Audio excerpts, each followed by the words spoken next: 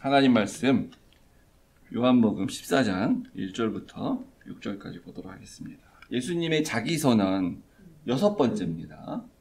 1절부터 6절까지 너희는 마음에 근심하지 말라. 하나님을 믿으니 또 나를 믿으라. 내 아버지 집에 갈 것이 많도다. 그렇지 않으면 너희에게 일렀으리라. 내가 너희를 위하여 거처를 예비하러 가노니 가서 너희를 위하여 거처를 예비하면 내가 다시 와서 너희를 내게로 영접하여 나 있는 곳에 너희도 있게 하리라. 내가 어디로 가는지 그 길을 너희가 아느니라. 도마가 이르되 주여 주께서 어디로 가시는지 우리가 알지 못하거늘 그 길을 어찌 알겠사옵나이까. 예수께서 이르시되 내가 곧 길이요 진리요 생명이니 나로 말미암지 않고는 아버지께로 올 자가 없느니라. 아멘. 하나님 아버지, 우리는 예수님 가신 길이 어딘지 다 잘 알고 있는 사람들입니다. 문제는 우리가 그 길로 과연 지금 가고 있는 것인가? 그 길을 우리 정말 따라가고 있는 것인가? 우리 정말 뼈저리게 생각하고 반성하고 다시 돌이켜보기를 이 시간 말씀을 통해서 원하오니 주님 역사하여 주시옵소서. 예수님 이름으로 기도했습니다. 아멘. 요한복음을 이게 한 권의 그냥 책이라고 보면요. 12장까지가 이제 일부에 해당합니다. 전반부. 그리고 원래 13장부터 이제 19장까지가 후반부에 해당이 돼요. 이제 2부가 해당이 되는 거죠. 그래서 여러분이 이제 요즘 성경은 대부분 다 그렇게 나오는데 신약에 보면 이렇게 빨간 글씨로 되어져 있는 성경들이 있죠.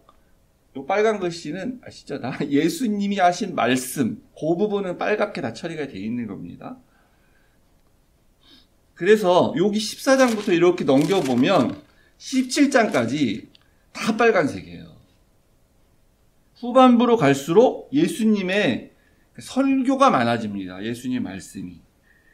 기적 이런 거에 대해서는 더 이상 얘기하지 않아요. 그래서 이제 그런 상황인데 이제 17장 1절에 보시면은 우리 한번 읽어볼까요? 시작. 예수께서 이 말씀을 하시고 눈을 들어 하늘을 우러러 이르시되 아버지여 때가 이르렀사오니 아들을 영화롭게 하사 아들로 아버지를 영화롭게 하게 하옵소서.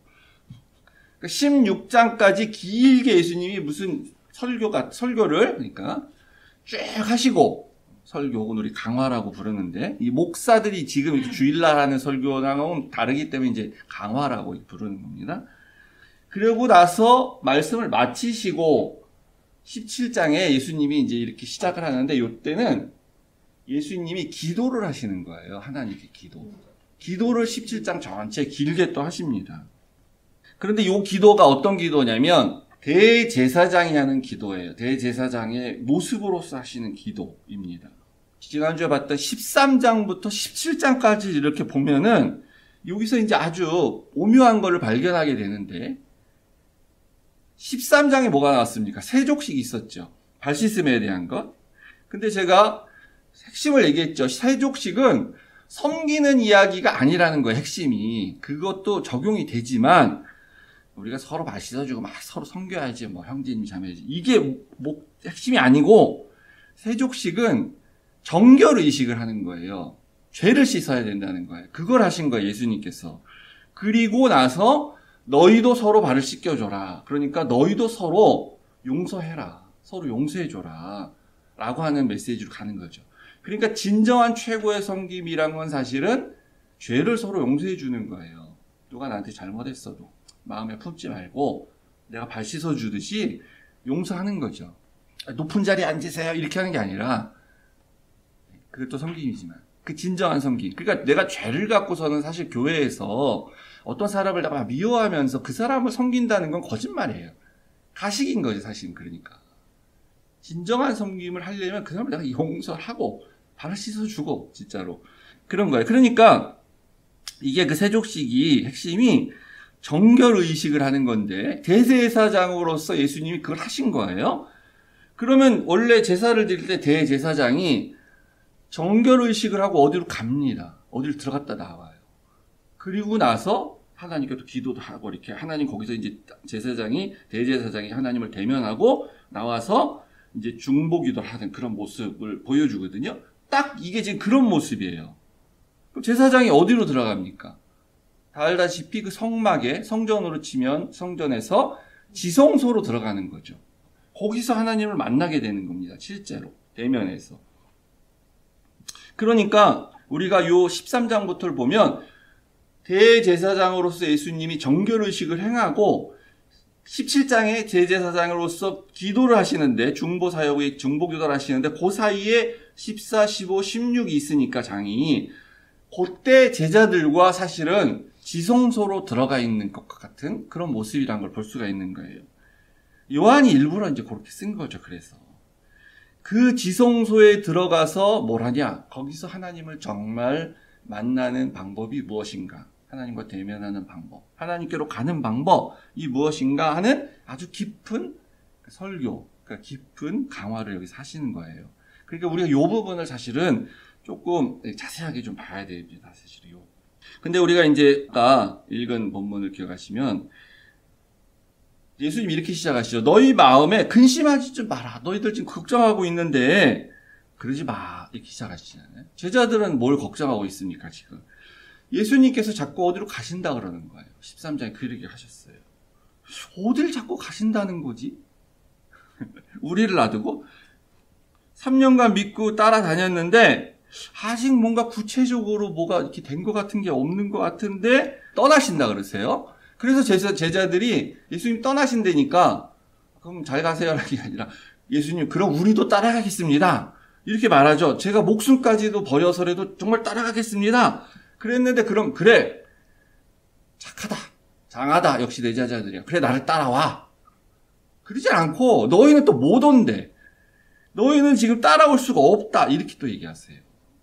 그러니까 더 걱정이 되는 거죠. 읽진 않았는데 오죽하면 내가 걱정 좀 하지 마라. 내가 너희들을 부모 없는 고아와 같이 내버려 두지 않을 것이다. 18절에 그런 얘기까지 하세요. 그래서 오늘 6번째 자기선언인 내가 길이요 진리요 생명이다 라는 말씀을 하실 때에 제자들이 계속 걱정하는 거를 바탕으로 해서 그 말씀을 딱 하시는데 그러다 보니까 그 아발 앞에 이제 어디로 간다 이런 말이 나오는 거예요.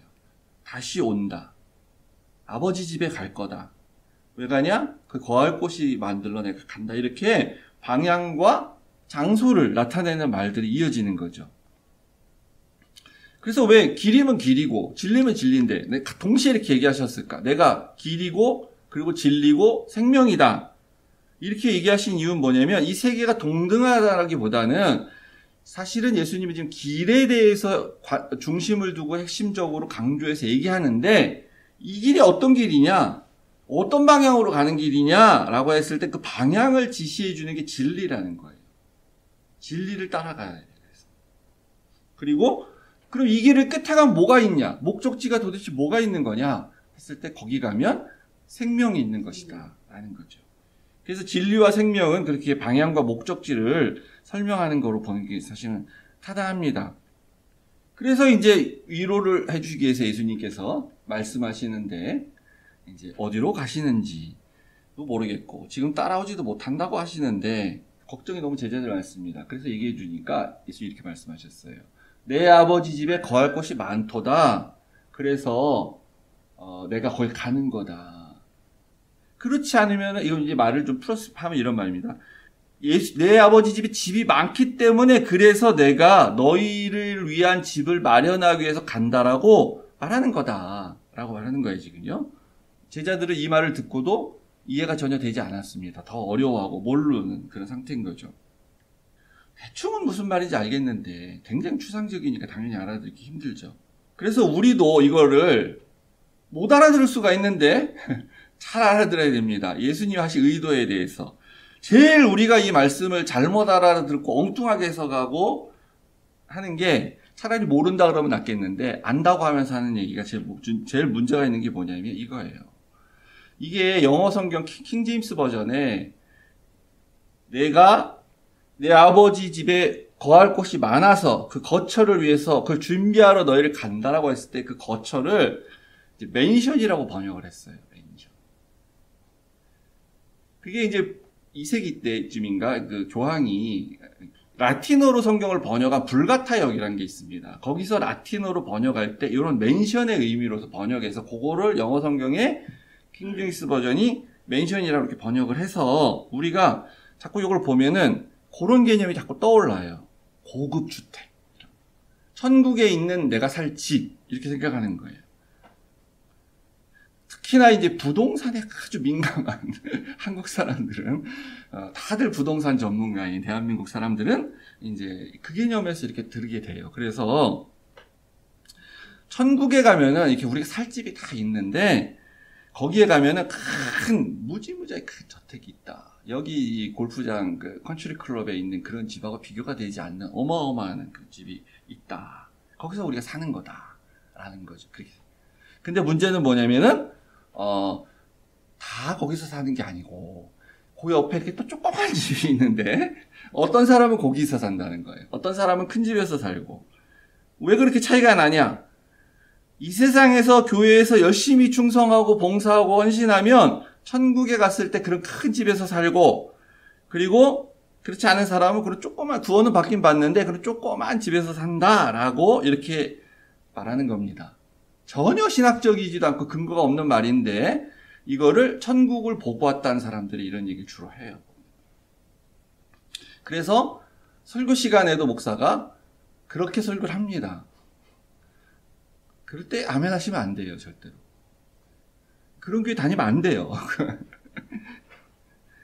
전혀 성경적이지 않은 얘기예요. 그래서 천국에 가서도 아유, 나는 이런 조그만 집에 살면 어떡하지? 만약에 우리 거기 살면 저 큰 집을 보면서 부러워 죽겠다. 나는 어떻게 하면 저 집으로 이사 갈 수 있을까? 이런 생각이나 하고, 그러는 게 천국이면 그건 천국이 아니죠. 여전히 비교의식, 여전히 질투, 여전히 부러움. 세상하고 똑같은 거예요. 이건 천국이 아니라. 성경은 천국이 뭔지에 대해 사실 정확하게 얘기해 주지 않아요.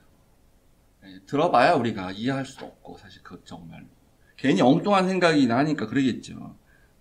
그런데 이제 예수님께서 왜 지금 이렇게 거할 곳, 내가 아버지 집에 가서 거기엔 거할 곳이 많다, 이런 얘기를 하시는가 하면은, 천국의 집이 너무너무 좋은 집이 있으니까 그렇게 제자들한테 기대감을 불러일으켜가지고 이렇게 내가 떠난 다음에도 너희들 순교를 각오하고 열심히 살기 뭐 이런 얘기를 하려고 하는 게 아닌 거예요. 내가 다시 올 테니까 걱정하지 마. 그래서 다시 와서 너희를 데리고 글로 갈 거야. 이런 얘기를 하려고 하는 게 아니죠. 처소가 어떤 상태인지 모르는데 우리 그거에 대해서 너무 궁금해할 필요 없습니다. 여기서 중요한 거는 내가 가고 다시 온다라고 했을 때 가시는 건 뭐고 오시는 게 뭔가, 그분이 가시는 것과 그분이 오시는 것, 거기에 대해서 이제 몇 가지 해석이 있습니다. 이것을 이제 시제만 보면은 와서, 오다, 가다가 다시 온다가 현재형으로 쓰여져 있어요. 그래서 우리가 볼 때 예수님께서 미래에 다시 오시는 게 아니고 예수님이 그냥 그러면은 우리가 역사적으로 봤을 때 알았을 때 재림으로 다시 오신 게 아니니까 아직은 뒤에 나오는 보혜사 성령을 보내는 것을 말한다라고 해석하는 게 한 가지가 있어요. 그래서 예수님은 가는데 대신 보혜사 성령이 하나의 별명 이름이 보혜사를 보내시겠다라는 겁니다. 굉장히 이제 적절하고 타당하기는 해요. 근데 우리가 현재형으로 쓰지만 실제 미래형으로 말하는 경우가 굉장히 많습니다. 어느 나라 말이나 다 그래요. 그래서 이런 거죠. 나 한국에 간다? 이렇게 얘기하면 지금 당장 내가 가는 게 아닌데 나 한 달 뒤에 있다 갈 건데 나 한국에 간다 이렇게 말하잖아요. 현재형으로. 미래형 의미로 현재형을 쓰는 거예요. 정확히 문법적으로 쓰면 나 한국에 갈 것이다 이렇게 말을 해야 되지만 그렇게 안 쓴다는 거죠. 우리가 실제로. 그래서 현재형이지만 현재와 동시에 미래를 의미하는 그런 의미로서 우리가 이렇게 다중적으로 쓰는 말이 실제로 많기 때문에 요한도 그런 의도로서 예수님의 의도는 우리가 정확하게는 말 수 없지만 예수님이 직접 말해준 게 아니니까 그런 의도로서 두 가지 다 해당되는 경우로 이렇게 썼다라고 보는 그 세 번째 해석이 있는데 그게 타당하다고 봐야죠. 그래서 1차적으로 성령을 보내셨다는 게 다시 오신다는 의미고 현재형으로 그 성령은 지금 우리 가운데 계속 있으신데, 현재 진행형으로 계속해서 있으신데, 미래의 어느 날 예수님이 재림하시는 그 다시 오심으로 우리에게 오신다라는 것으로 쓰였다는 거죠. 그래서 3절에 예수님께서 나 있는 곳에 너희도 있게 하리라 라고 하는 의미로서 다시 오겠다고 했으니까, 지금은 우리가 예수님 계신 곳에 있지 않지만 그때 미래 어느 때에 예수님과 함께 우리가 같이 간다라는 그런 예수님의 재림을 의미하는 말로서 쓴 것이다라고 우리가 해석할 수가 있습니다. 그러면 우리는 그럼 다 알죠, 이제. 아, 그렇구나. 그럼 예수님 오실 때까지 기다리면 되지. 언제 예수님 당연히 재림하시지. 우리 알고 있어. 믿고 있지. 그게 단데, 신학적으로는. 그럼 이게 어떤 것을 포함하는지, 어떤 의미를 말하는지를 조금 더 깊이 보면, 요한계시록 19장 말씀과 관련해서 보면 수밖에 없습니다. 그게 보는 게 좋아요. 9절만 이제 한번 읽어볼까요?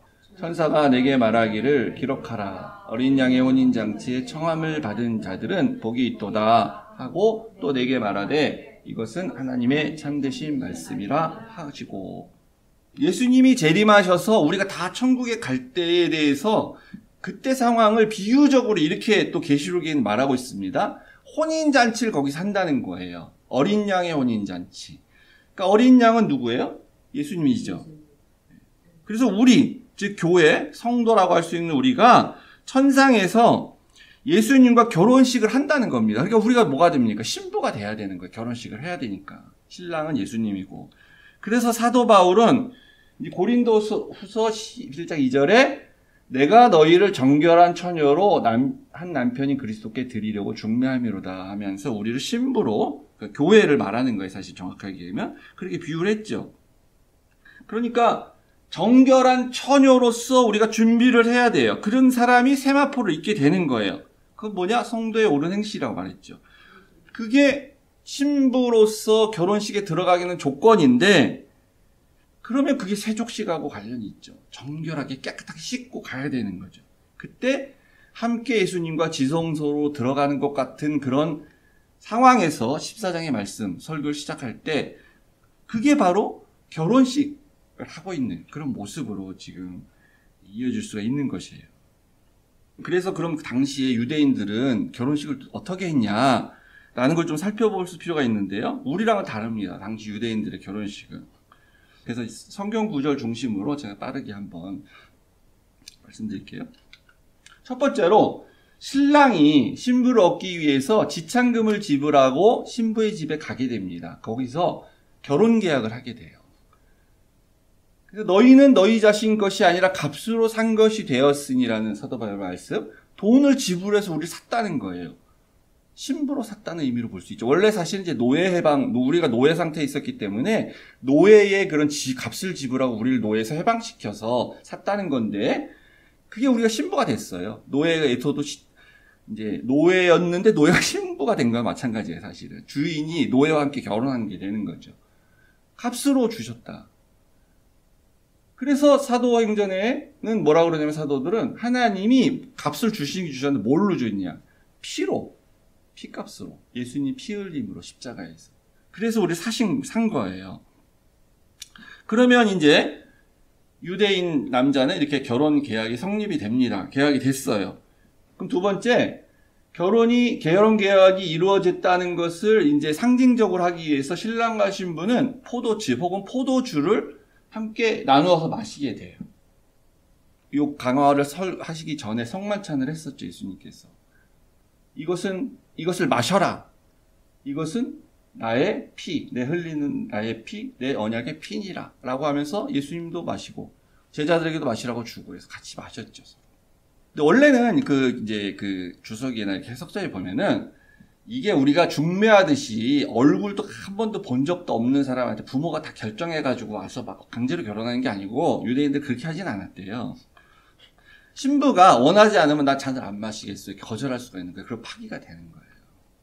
그러니까 이것도 우리가 신학적으로 적용하면 그렇죠. 하나님이 우리를 강제로 신부 만드시 않으세요. 내가 안 먹으면 파기되는 거예요. 그냥.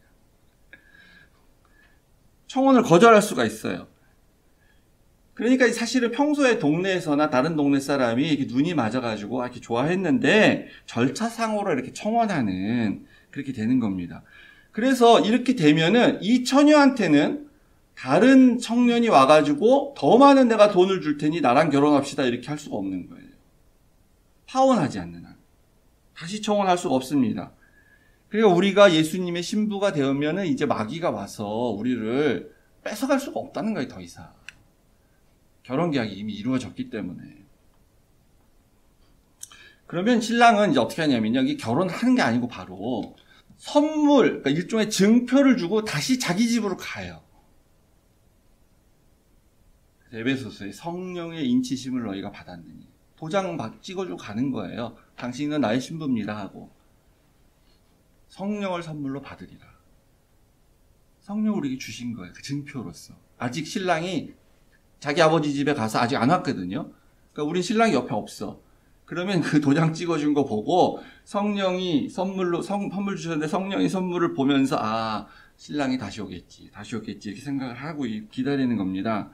근데 요때 언제쯤 오냐면은 1년에서 길면 2년 있다가 온대요. 굉장히 특이하죠. 그러니까 제 생각에는 그래서 1년 이상 이렇게 있다 오는 거는 혹시 이 신부가 나랑 결혼 계약을 하기 전에 혹시 부정한 짓을 해서 간음을 했거나 그래서 애를 만약에 임신했을 수도 있잖아요. 그러면 10달이 지나면 애를 낳게 되죠. 그러니까 아마도 1년 이상의 시간을 잡은 것 같아요. 확인하기 위해서. 제가 볼 때는. 그래서 마리아가 요셉과 정혼하고 나서 결혼한 게 아닙니다. 요셉과 정혼하고 나서 마리아가 임신을 한 거예요. 문제가 된 거죠. 그래서 요셉이 조용히 내가 떠들고 그렇게 율법에 고소라고 그러면은 마리아가 돌에 맞아 죽을 수 있기 때문에 요셉이 착한 사람인 거죠. 조용히 이렇게 파혼하려고 했는데 천사가 데려오는 거 걱정하지 말라 이렇게 말하게 된 것입니다. 1년 정도는 그러니까 노멀하게 1년이니까 신부가 1년 정도 기다리겠죠 당연히. 근데 계속 안 와. 한 2년 가까이 안 와. 그러면은 이제 신부가 이게 신랑이 이게 도대체 변심을 한 거냐, 죽었냐, 어떻게 됐냐. 막 초조하고, 막 그러겠죠. 그러고 나서 이제 오긴 와. 정말로. 파혼하지 않는 한. 어떻게 오냐면은, 다시 올 때 횃불을 들고 크게 떠들면서 마을에 들어옵니다. 이거 우리나라랑 약간 비슷해. 함잡이라 그래가지고 막 오징어 이렇게 얼굴에다가 쓰고, 그런 거 했어요? 여기 미국에서 잘. 그리고 이렇게 오죠. 남편 친구가, 신랑 친구가. 동네방네 막, 그렇게 떠들면서. 우리 누나 때도 이제 했었는데, 그래가지고 이제 돈을 깔아줘. 돈을 줘야만 와. 그래가지고 이렇게. 10,000원짜리 계속 길에 깔아야 돼. 그렇게 주스면서 오는 거예요. 그래서 데살로니가 전서에 보시면 주께서 호령과 천사장의 소리와 나팔 소리로 하늘로부터 강림하시리니 하늘로부터 오셔서 재림할 때 이렇게 시끄러운 소리가 막 난다는 겁니다. 나팔 소리 이렇게 천사장의 소리 이렇게. 그래서 이제 왜냐하면 전달하기 위한 거예요. 신부 집에다가 나 지금 오고 있다 라고 해서 준비를 해라 이렇게 하고 전달하기 위해서 하는 것입니다. 그러면 이 신랑이 올 때쯤 되면 준비하면 되겠죠? 근데 그러면 안 되는 거예요. 이미 늦어. 평소에 계속 준비하고 있어야 돼요. 왜냐하면 신랑이 언제 올지 모르는 게 문제인 거예요. 신랑이 언제 올지를 몰라. 그날과 그때는 아무도 모르고 아버지만 아시느니라. 그래서 실제 유대인들의 이 신랑이 이제 가는 날을 본인이 정하는 게 아니고 그 시아버지가 정하는 거예요. 야, 이제 때가 됐다. 가서 데리고 와라. 아버지가 정해요. 그러니까 요때 미리 그 횃불 소리 듣고 천사장의 호령 소리 듣고 나서 준비하면 이미 늦어요. 그 준비가 안 된 게 다 드러나. 그래서 열처녀 비유가 나오는 겁니다. 예수님의 비유 중에 보면은 신랑을 맞으러 나간 열처녀, 그 신부의 들러리들을 말하는 겁니다. 올 줄 알았는데 안 와 계속. 그래서 5명이 잠을 자지요. 기름도 준비하지 않고. 그래서 더디 오므로 다 졸며 잘세 이렇게 나오는 겁니다. 그리고 나서 이제 신랑을 맞이하게 되면 그게 끝나는 게 아니라 그때 다시 이제 이 들러리들하고 하게 가고 신랑 집으로 가서 거기서 결혼식을 해요. 우리가 하늘에 올라가서 천상에서 어린 양의 혼인잔치를 하는 것 같이 똑같이 그렇게 되는 거예요. 아까 읽은 그래서 어린 양의 혼인잔치에 청함을 받은 자들이 복이 있도다. 그때 혼인잔치가 일어나게 됩니다. 그래서 그 말씀 그대로 오늘 읽은 3절에 내가 다시 와서 너희를 내게로 영접하여 나 있는 곳에 있게 하려 하리라. 같이 데리고 갈 것이다. 그러니까 거기 가면 이제 혼인잔치 하게 되는데 이미 이제 하객들이 다 와 있습니다. 이 성경에 이게 다 일맥상통하게 다 맞는 거예요. 예수님 하신 말씀이라. 이미 축하객들이 다 모여갖고 이제 신랑 신부를 맞이하게 됩니다. 신랑은 이제 그 집 사람이니까 신랑은 당연히 오는 거고 신부인 우리 교회를 성도를 열렬하게 하객들이 맞아주는 거죠.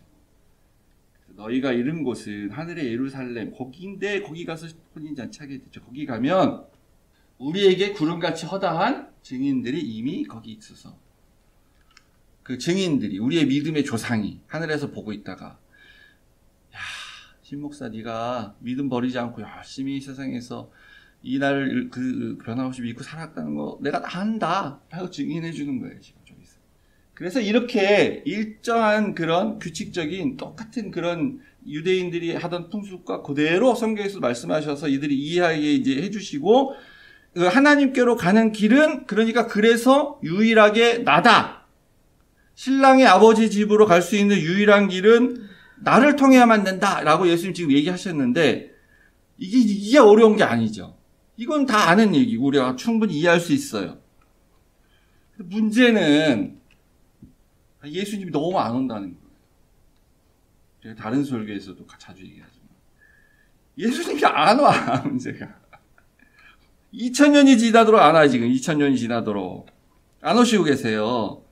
개인적으로 저는 예수 믿은 지 한 45년 됐으니까 저는 45년 기다리고 있는 거예요. 지금 어떤 분은 뭐 100년 기다리는 사람도 있고 뭐 이렇게 있겠죠. 개인적으로 자기 예수 믿은 이후부터 기다리고 있는 거예요. 왜 이렇게 너무 안 오세요? 너무 기다리고 있는데 왜 안 오시냐? 뭐 다 여러 가지 이유가 있고 여러 가지 뜻이 있겠죠. 하나님께서 생각하시는 때가 있는 거고 우리는 그거 모르는 거예요. 다 언제 올지 몰라요. 아무도. 그냥 이건 진짜 이유는 아니고 해석상의 우리 적용상의 이유로서 제가 생각해 봤을 때 아직까지 안 오시는 이유를 한 가지 제가 생각해 볼 수 있는데 이런 거죠. 신부가 준비가 안 되어 있으면 올 수가 없는 거예요. 신랑이 하늘에서 그러니까 아버지 자기 집에서 계속 소문을 듣고 있어요. 나는 저 여자랑 꼭 결혼하고 싶어. 그래서 결혼계약도 가서 맺고 온 거예요, 다. 그런데 들어보니까 이 신부가 준비를 안 하고 있어. 올 준비를. 근데 이제 하도 더 이상 기다릴 수 없으니까 또 왔는데, 신부가 준비하고 자기 집에서 이렇게 딱 있는 게 아니라 없어. 가보니까. 어디 갔냐 물어봤더니, 놀러 갔다. 엑스 남친이랑 놀러 갔다. 그럼 이제 파탄 나는 거죠. 그러니까 아버지가 가라 그래도 신부가 준비되어 있지 않으면 신랑이 갈 수가 없는 거예요. 준비가 안 돼 있는데 가면 이 여자랑은 끝장이 나는 거예요. 파탄이 나는 거예요. 어쩔 수 없이 신랑 혼자 다시 자기 집으로 돌아가야 됩니다. 교회가 신부로서 예수님 맞을 준비를 하고 있지 않으면 예수님 못 오고 있는 거예요. 그래서 이 적용이에요. 그러니까 뭐 그렇다고 예수님 진짜 안 오는 거 아니겠지. 우리 개인이 예수님 맞을 준비하고 있지 않으면 예수님 못 오고 있는 거예요. 유예하고 있는 거예요. 나를 위해서 그러는 거예요. 결국 우리 교회를 위해서 뭐 미국에 있는 우리 뭐 한인 교회를 위해서 한국에 있는 교회를 위해서 너무 교회가 준비가 안 돼 있습니다. 내가 지금 가면 이 교회들이 다 끝장나는 상황인데 이 교회에 있는 성도들이 다 끝장나는데 다 파원인데 저런 사람들을 내가 어떻게 가서 맞이하고 데려올 수가 있겠느냐. 그럼 못 오시고 있는 거예요. 정말 결혼을 하고 싶으셔서. 그러니까 신부는 신랑이 온다는 게 중요한 거지. 그 신랑하고 어떤 집에서 이렇게 막 살 것인가 이런 거에 소망을 두고 살면 안 됩니다. 신부가 나는 사랑하는 신랑과 내가 사는 길 때문에 어디에 있든지 행복하다. 어느 곳에 살든지 상관이 없다. 이래야지. 이거 아파트가 이게 40평은 돼야지 이게 이게 뭐야, 30평? 이게 그 전세? 이 남자, 이게 뭐야. 이런 데 관심 두면 안 되잖아요. 그건 세상이 하는 거예요, 세상이. 세상의 풍습이에요, 세상의 가치관이고. 그래서 우리가 아직 신랑이 안 왔기 때문에 그 신랑을 기다리는 신부의 삶이란 건 굉장히 참 고단한 거죠. 그러니까 우리 고단한 게 당연해요. 신랑이 없는 신부의 삶은 고단해야 되는데 신랑이 없는데 우리가 너무 잘 살고 있으면 안 되는 겁니다. 세상에서 난 너무 잘 살아. 그 문제가 있는 거예요. 약간. 그래서 제가 볼 때 그 춘향전이 그 참 성경적인 그 소설이에요. 보면 춘향전이 보면 그 춘향이가 그 남원에서 그 이도령하고 이렇게 사랑에 빠져가지고 이렇게 있죠. 근데 이제 그 이도령이 한양 가서 내가 과거급제에서 오겠다 그랬는데 떠났죠. 근데 안 오죠. 계속 기다리는데 안 와. 그래서 막 계속 이제 그 친정 엄마랑 주변 사람들이 막 다 벌써 이제 고무신 여자이고 이제 그 군대 간 남자들이 거꾸로 신고 이제 더방 갔다. 끝났다. 딴 살림 찾았을 것이다. 걔 너 다 잊었어. 그러고 이제 계속 구박하는 거 아닙니까? 계속. 너 왜 그러고 사냐 그러면서. 그때 이제 그게 세상의 유혹인 거죠. 예수님 안 와. 2000년 동안 안 왔는데 뭘 언제 온다 그래. 너 왜 그렇게 바보같이 살아. 적당히 살아. 적당히 믿어. 적당히 교회 다니고. 안 와 예수님. 그러면서 이제 계속 우리를 유혹하는 게 바로 그런 삶이거든요. 춘향이가 기다리는 그런, 이도령 기다리는 것처럼. 근데 언제 옵니까? 오죠, 반드시. 전혀 예상치 않았을 때 갑자기 와가지고 암행어사 출도요 이렇게 하지 않습니까? 그리고 이제 그 자기를 수절하면서 애절하게 기다린 춘향이가 이렇게 행복한 그런 삶을 살게 되는 거죠. 굉장히 성경적이에요, 보면은 사실은. 도마는 이렇게 다 얘기해 줬는데도 모든 인간을 대표해서 그래도 나는 그 길이 뭔지 모르겠습니다라고 질문하죠. 우리도 예전에는 사실은 그 길이 뭔지 사실 몰랐어요. 우리가 조금 더 철학적이고 조금 더 영생에 대한 관심이 있고 이 세상은 어떻게 생겼을까 뭐 이런 거에 대해서 관심이 있는 사람이면 그런 사람들이 이제 그런 좀 깨달음을 했던 그런 사람들이죠. 깨닫는 거죠. 어느 순간에는. 이 세상이 어떤 이런 절대자가 있어서 혹은 절대 어떤 선 혹은 어떤 진리라는 것이 있어서 이 세상이 시작되지 않았는 한 우리가 어떻게 이렇게 존재할 수 있겠는가 이렇게 깨달으면서 어느 순간에 돌을 터득하는 것 같은 그런 사람들이 있었어요. 깨닫는 거예요. 그래서 어떤 사람은 그게 진리다. 어떤 사람은 그게 뭐 자연 만물이다. 어떤 사람은 그게 뭐 또 다른 우리가 알고 있는 어떤 다른 어떤 신이다. 이렇게 생각하고 그런 사람들이 있었었죠. 근데 깨닫는 것까지도 물론 좋은데 거기서 끝나는 거예요. 깨달았는데 그러면 거기에 도달하기 위해서 어떻게 해야 되나? 그거에 대해서 알지를 못한 거죠. 다. 어느 길로 가야 되는지에 대해서 우리는 몰랐어요. 근데 이제 예수님이 오셔서 그 길이 바로 나다. 유일한 길이다. 그리고 그분이 왜 그 유일한 길인지에 대해서 우리에게 보여주셨어요. 증명하셨고. 그래서 우리 이제 다 아는 거죠. 그러니까 우리는 그냥 기다려야 돼요. 핍박이 있어도, 유혹이 있어도, 가족들이 조롱해도, 왜 그러고 사냐. 그렇게 얘기하고, 바보 아니야, 너. 뭐 이렇게 얘기해도, 그래도 기다리는 거예요. 그러면서 우리는 그 알지 못하는, 그 길을 깨닫지 못하고 있는 사람들 위해서 기도하고 불쌍히 여겨 주시옵소서. 주님, 불쌍한 영혼들입니다. 아직 그 길을 깨닫지 못하고 있습니다. 라고 기도하면서 끝까지 믿고 기다리는 것, 그것이 오직 유일하게 할 수 있는 그런 것이라고 오늘 말씀에서 얘기하고 있습니다. 믿으십니까? 네.